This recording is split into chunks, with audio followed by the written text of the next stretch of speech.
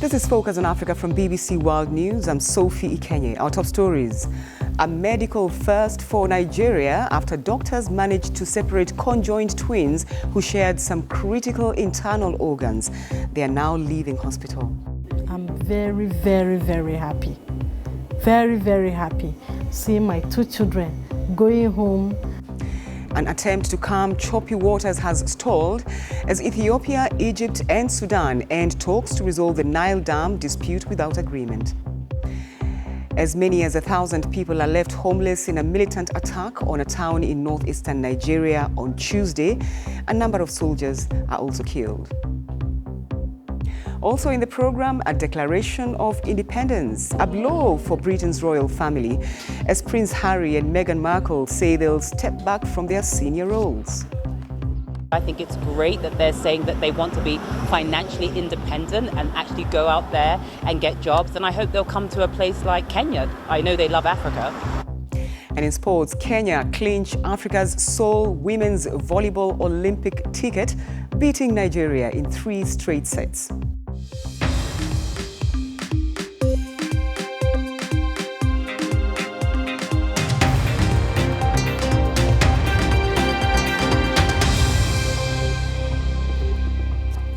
Thanks for joining us on Focus on Africa from BBC World News. It took a team of 78 medical professionals 12.5 hours to separate conjoined twins in Nigeria. It's the first time that a hospital in the country has successfully dealt with such a complicated surgery because the girls shared some critical internal organs. Today, Goodness and Mercy Martins are finally on their way home. BBC's Doshima Abu has been following the story. The parents of Goodness and Mercy are elated. After months of worry, they can finally smile and look towards life at home with their twin girls. Born on the 13th of August, the girls were conjoined at the chest, abdomen, and had separate hearts, but shared their heart covering, their liver, and diaphragm. I feel very terrible. I feel very bad. I thought that the whole world has ended on me. The twins were brought to the hospital in August 2018 when doctors made the decision to hold off operating until the girls were robust enough. Finally, that day arrived in November last year and a 78-member medical team was put together. The operation cost around $55,000 and was funded entirely by the hospital itself. The hospital has seen cases of 11 conjoined twins over the last 20 years, but none was successful. This was the first time this team was attempting such a complex operation that went well. So we needed to use special equipment to cut through the liver and share it amongst the two of them.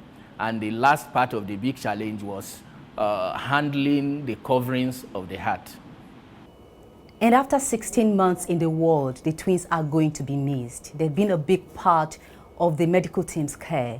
But for their parents, taking their little girls home, separated at last, is a dream come true. Today that we've been discharged and we are going home, I'm very, very, very happy. Very, very happy seeing my two children going home. My neighbors, since 2018, they knew that I gave birth. They will see my children today that truly I gave birth. Although the future will involve a lot more medical care for Goodness and Mercy, for now, they've got to go home with their parents and begin on their road to recovery. Doshima Abu, BBC News, Abuja, Nigeria. And we'll be speaking to the lead doctor in that story a little later in the program. Now, the latest round of high-level talks over Ethiopia's Grand Renaissance Dam have ended without agreement. The dam is said to be the largest hydropower plant in Africa. It's a project intended to light up Ethiopia as well as the wider Horn of Africa region. But there are concerns about how the dam will affect downstream neighbors, especially Egypt, which says it threatens its water supply. The BBC's Kalkidan Yibeltal reports. Ethiopia, Egypt and Sudan met today for the first time in an ultimately unsuccessful attempt to resolve their dispute over the Renaissance Dam. Construction of the dam on the River Nile began in 2011. Ethiopia sees the project as crucial to boosting electricity supplies to aid its fast-growing economy. On completion, it's expected to generate more than 6,000 megawatts of electric power. The project has been met with resistance from downstream countries, especially Egypt, that relies on the Nile for 90% of its water needs. The major sticking point is how quickly the dam will be filled. Ethiopia wants to fill the dam as fast as possible and plans to start generating power by the end of this year. Egypt insists the pace must be slower to prevent shortages. The three countries were due to meet again next week in Washington to sign off on an agreement. ቃልኪዳን ይበልጣል, BBC News, Addis Ababa. Well, to discuss this further, I'm joined by William Davidson. He is a senior analyst with the International Crisis Group. Thanks for taking time to talk to us on Focus on Africa. What are the chances that a reasonable deal will be reached? And what really is a reasonable deal? Well, unfortunately, it doesn't look like a reasonable deal is going to be reached anytime particularly soon. The parties, Egypt and Ethiopia, are still quite far apart on some of the key technical issues. They're arguing over things like what is the definition of a drought, and then what sort of mitigation measures should Ethiopia take to prevent too much harm to Egypt, the downstream nation, in the event of a drought. So there's still these sorts of disagreements on technical issues, and unfortunately there's a sort of bigger political dispute that's backdropping this as well. So, I mean, there is some positive progress being made. There's a more intense period of negotiations in the last couple of months particularly, but there still seems to be some way to go. You've mentioned Egypt there and the word drought because it keeps coming up all the time. How vulnerable is Egypt if, the reductions were to happen? Well, Egypt is highly reliant on the Nile for most of its, almost all of its water resources. It's something of a desert nation. It does not have much rainfall. So it's clear why Egypt has concerns about this type of development, because after all, water will be impounded in the reservoir. But at the same time, Ethiopia is willing to go about this in a reasonable manner. And there is a technical agreement that can be reached where Ethiopia can start to meet some of its electricity needs without causing significant and really harmful water shortages downstream in Egypt. Is Egypt the only country that's raised concern about this whole project? Well, it's certainly the country with the most prominent concerns. Sudan is the other downstream nation. But Sudan, whilst generally it's been supportive of Egypt's position with regards to the Nile and very protective of a water allocation which is defined by past treaties, Sudan has actually been fairly supportive of the Ethiopian Renaissance Dam, maybe seeing some potential benefits in terms of water saving and irrigation potential. So there's lots of other countries which are concerned about Egypt's concerns, but Egypt is by far the most prominent outright opponent of Ethiopia's dam. Yeah, just very briefly, I'm just curious about, what interest the U.S. has in all this. Well, yeah, a little bit hard to tell exactly what the U.S. interest is.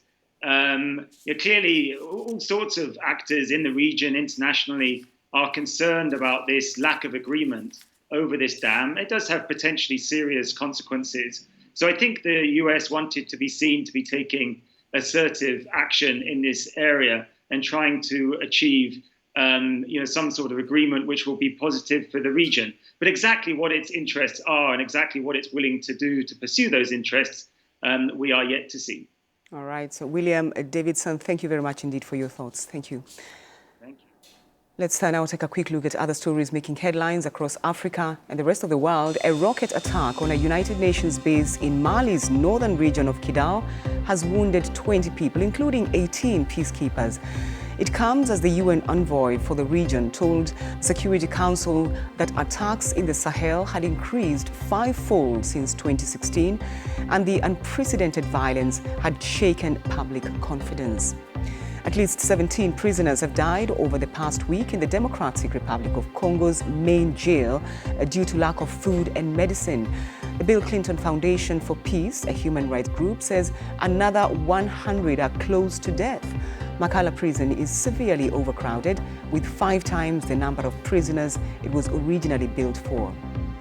The world's best teacher has met the Pope at the Vatican. Peter Tabichi, who won the 2019 Global Teacher Prize, gives away 80% of his pay to support pupils at the Kenyan school where he teaches. He says he's in awe of Pope Francis' humility.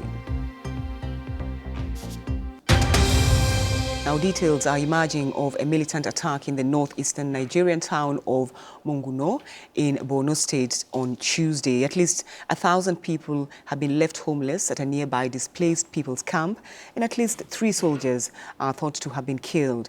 The so-called Islamic State West Africa province has claimed responsibility. BBC's Ishaq Khalid sent this report.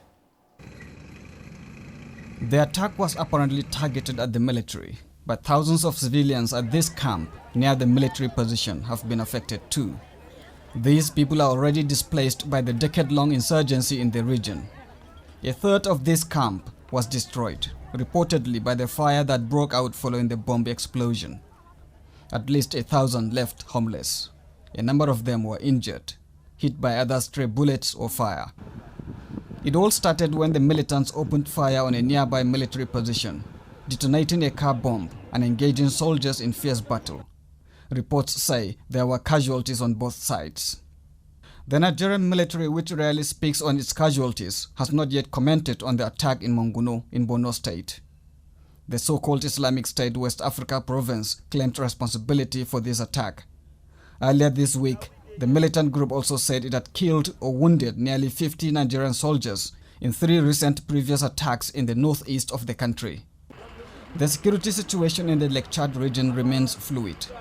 On Monday, a discarded grenade mistakenly picked up by a boy exploded on a busy bridge linking the northeastern Nigerian town of Gomboru with Cameroon. It killed at least 9 people and wounded dozens more.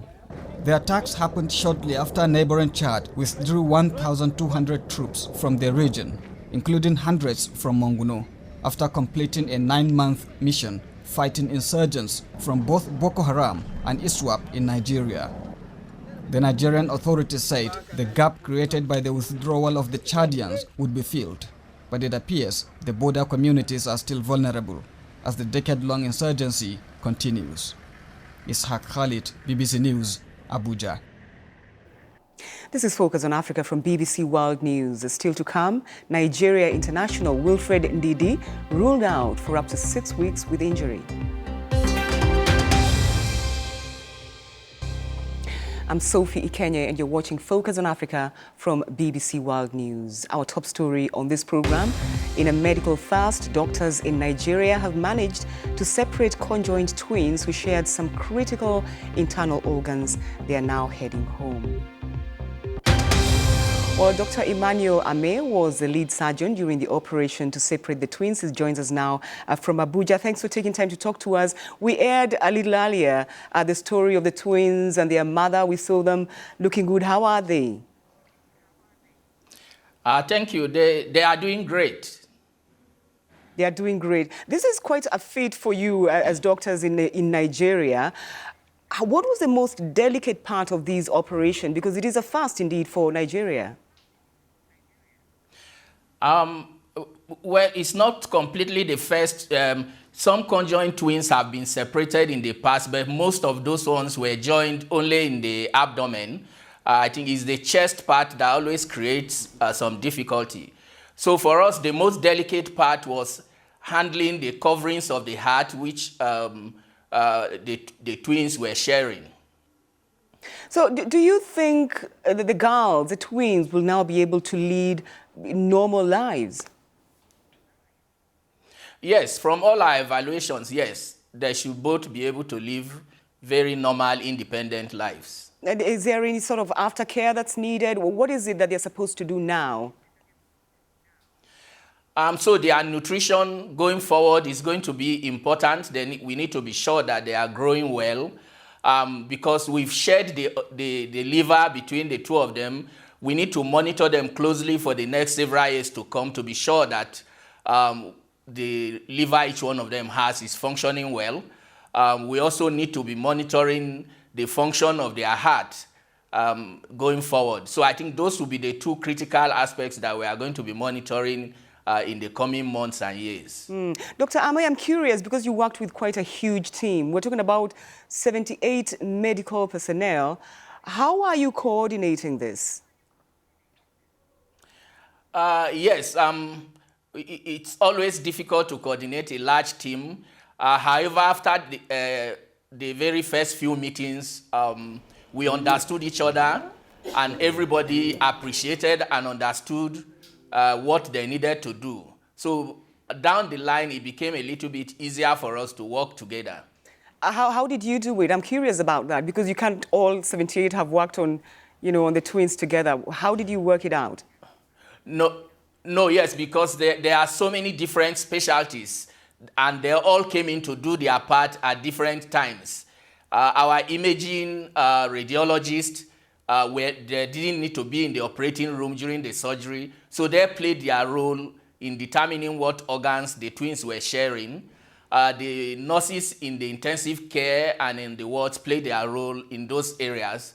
But in the operating room itself, the key specialties that were involved were our anesthetists, was a large number because they needed to create 4 different teams of anesthetists, 2 teams for each twin, and then the various teams of surgeons and our operating room nurses. So about 20, 30 people were actually in the operating room at the time of the surgery. Most of the others played their roles during the preparations and aftercare. All right, Dr. Emmanuel Amay, thank you very much indeed for bringing us up to speed with that very delicate operation that you carried out and led. Thank you. Now, the University of Kinshasa in the Democratic Republic of Congo has been closed following 2 days of riots. Thousands of students have been asked to leave campus as authorities deal with demonstrations against an increase in university fees. There are reports at least 1 police officer died during clashes. The BBC's Gaius Kowene has more. More than 16,000 Kinshasa University students live on campus, but now they have to leave. The Congolese education minister suspended all activities at this university following demonstrations this week. At least 1 police officer has been killed. Students were protesting against the increase in tuition fees caused by a difference in exchange rates. The education minister's 48 hours ultimatum for students to leave campus accommodations expires on Thursday night, leaving some students with nowhere to turn. Because I live very far, hundreds of kilometers from the university, living at campus accommodation was very helpful. Being forced out has seriously affected me. Shimen Waisala traveled to Kinshasa from eastern DRC and has no family member in town to go to. The 3 of us were renting a small house. It's already full with our belongings and we have nowhere to sleep. We don't know what we are going to do. Like many students of the Kinshasa University, Chrisia Bankankuna has one plea. I'm calling on the president as he is the man in charge. Please reduce tuition fees. As authorities are working to resolve the crisis, Billy Kambale, DRC Youth Minister, reassures students. Et nous leur disons, les dirigeants ont écouté vos cris d'alarme et une solution sera trouvée. Le Premier ministre a déjà initié des consultations au plus haut sommet. In the meantime, the police have promised to force out those who will not have left the campus by Friday. Gaius Kowene, BBC News, Kinshasa. You're watching BBC Focus on Africa. Time now for some sports. Peter. Many thanks, Sophie. And Kenya's women's national volleyball team has qualified for this year's Olympic Games in Tokyo after beating Nigeria in straight sets in their final game. It'll be their first Olympics in 16 years after they beat Nigeria 25-15, 25-21, 25-12. They also overcame a stiff challenge from African champions Cameroon, beating them by 3-2, as well as beating Botswana and Egypt along the way. Now, the Nigerian Football Federation has confirmed its interest in hosting the Women's 2020 Africa Cup of Nations. The Confederation of African Football President Ahmad told French radio station RFI that Equatorial Guinea are also interested in hosting the event. CAF is in a race to find a host for the finals after Congo-Brazzaville pulled out of hosting the 12-team event last year. A final decision will be made on January the 15th. Nigerian midfielder Wilfred Ndidi could be sidelined for up to a month after suffering a knee injury in training, which requires surgery. The 23-year-old Nigerian was a surprise omission from Leicester's matchday squad for Wednesday's Carabao Cup semi-final 1-1 draw against Aston Villa. According to his manager, Ndidi, who has played in 24 of Leicester's 26 matches this season, injured his meniscus while changing direction and needs a minor operation. In cycling, Bjorn Ries, who won the Tour de France in 1996, looks set to become manager of the NTT team, formerly known as Data Dimension, formerly known as Quebecer. Ries, you might remember, admitted after he retired from racing that he had doped during his time racing. The change came as part of a deal between NTT and Danish cycling operation Team Virtue, which is part-owned by Ries. He was never banned and is still recognized as the 1996 Tour champion. In cricket, Zimbabwe have announced a tour by Sri Lanka for 2 test matches to be played in Harare this month. It will mark Zimbabwe's return since their membership was reinstated following a 3-month suspension last July. The first game at the Harare Sports Club will be played from January 19th to the 23rd, while the second will be from the 27th to the 31st. Finally, Cameroon and Philadelphia 76ers center Joel Embiid is consulting a specialist about the dislocated finger on his left hand and will miss the Sixers' home NBA game against the Boston Celtics later today. Embiid suffered an ugly-looking injury to the 4th finger of his left hand in the first quarter of the Sixers' victory over Oklahoma City. On Monday, the big man from Cameroon said after the game that he was basically playing with one hand, but he was determined to contribute as the 76ers broke a 4-game losing streak. Sophie, that's you up to speed with your sports. Thank you, Peter. Thank you. Now, there's been a huge change for the British royal family, which has got the world talking. Prince Harry and Meghan Markle, the Duke and Duchess of Sussex, have decided to step back from their current roles. In an unexpected statement, the couple said they had made the decision after many months of reflection and they will work to become financially independent. The couple have always made it clear that Africa is close to their hearts. Here's what some Kenyans made of the decision. He was born into the royal family. He didn't choose to be in the royal family. And she married a royal. And yes, there is, I guess, some sort of public responsibility that comes with that. But they also do have the right to privacy. I think it's great that they're sort of withdrawing in this way. I think it's great that they're saying that they want to be financially independent and actually go out there and get jobs. And I hope they'll come to a place like Kenya. I know they love Africa. When one gets married and choose to live with someone, you compromise some things, you accommodate some things, and so they have chosen the way they want to live their lives. And I think it's better they be given a chance to live their lives the way they want to live. I think it's if they feel happier not being in the family, then go for it. I know they've had issues with privacy and seeing what happened to their mom. Maybe they don't want Meghan to go through the same thing and whatever other issues that they have, and maybe they're irreconcilable. That's fine, let them leave. It doesn't concern my life. It's their life. If they're happier, then good for them. Well, before we go, a quick look at our top story on Focus on Africa. Conjoined twins in Nigeria are on their way home after being successfully separated in a medical first for the country. It took a team of 78 medical professionals 12.5 hours to part the girls who shared some critical internal organs. And that's Focus on Africa for now. Thank you for your company. Bye.